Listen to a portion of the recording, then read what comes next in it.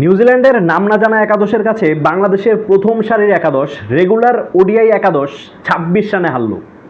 ৩ match ODI সিরিজের প্রথম ম্যাচেই নিউজিল্যান্ডের দ্বিতীয় সারির এই দলটি বুঝিয়ে দিল তাদের দ্বিতীয় সারির দলও আমাদের প্রথম সারির দলকে ভালোই ফাইট দিতে পারবে, অথবা এমনও হতে পারে তারা সিরিজটাই জিতে যাবে।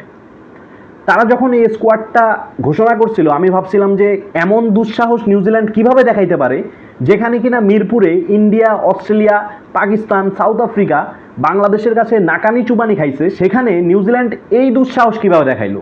কিন্তু নিউজিল্যান্ডের এই দ্বিতীয় সারির দল প্রমাণ করে দিল তারা সব ভেন্যুতেই মানিয়ে নিতে পারে এবং বাংলাদেশের মতো দলকে তাদের দ্বিতীয় সারির দলও হারানোর সক্ষমতা রাখে। দেখেন, মিরপুরে 248 রান চেস করা সহজ সেটা আমি বলতেছি না, কিন্তু আপনাকে বুঝতে হবে এটা নিউজিল্যান্ডের দ্বিতীয় সারির দল।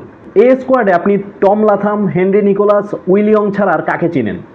যে কয়েকজনের নাম দেখতেছি এরা হচ্ছে বিগত কয়েক বছর আগে হয়তো আন্ডার-19 খেলছে এবং প্রসেসে আছে।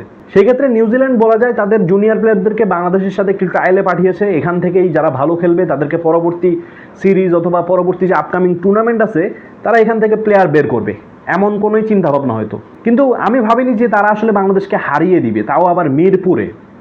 দেখেন, এখনও 2টা ম্যাচ বাকি আছে এবং হইতে পারে বাংলাদেশ সিরিজটা জিতবে।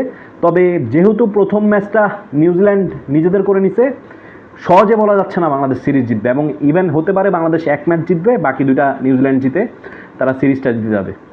তো বাংলাদেশের পারফরমেন্স নিয়ে যদি বলি, সেই ক্ষেত্রে আমাদের বলাররা বরাবরের মতোই ভালো। তারা হোম গ্রাউন্ড বলেন অথবা অ্যাওয়ে গ্রাউন্ড বলেন, সব জায়গায় ওয়ার্ল্ড ক্লাস। আমাদের প্লেয়াররা পিএসএল খেলে আসলো, সেখানেও তারা ওয়ার্ল্ড ক্লাস পারফরমেন্স করেছেন, এবং অন্যান্য দেশের যে বলাররা আছে তাদের তুলনায় আমাদের নাহিদ রানা, শরীফুল ইসলাম, মুস্তাফিজুর রহমান এক কথায় চোখে পড়ার মতো পারফরমেন্স করেছেন। এবং ব্যাটসম্যানদের কথা যদি বলি, আমাদের ব্যাটসম্যানদের এই রোগটা ক্রিকেট বোঝার পর থেকেই দেখে আসতেছি। আমাদের ব্যাটসম্যানরা টি-20তে 150 চেস করতে গেলে 110 রানে যদি আমাদের 4 উইকেট থাকে, সেখান থেকে 130-40 আমরা অল আউট হয়ে যাই।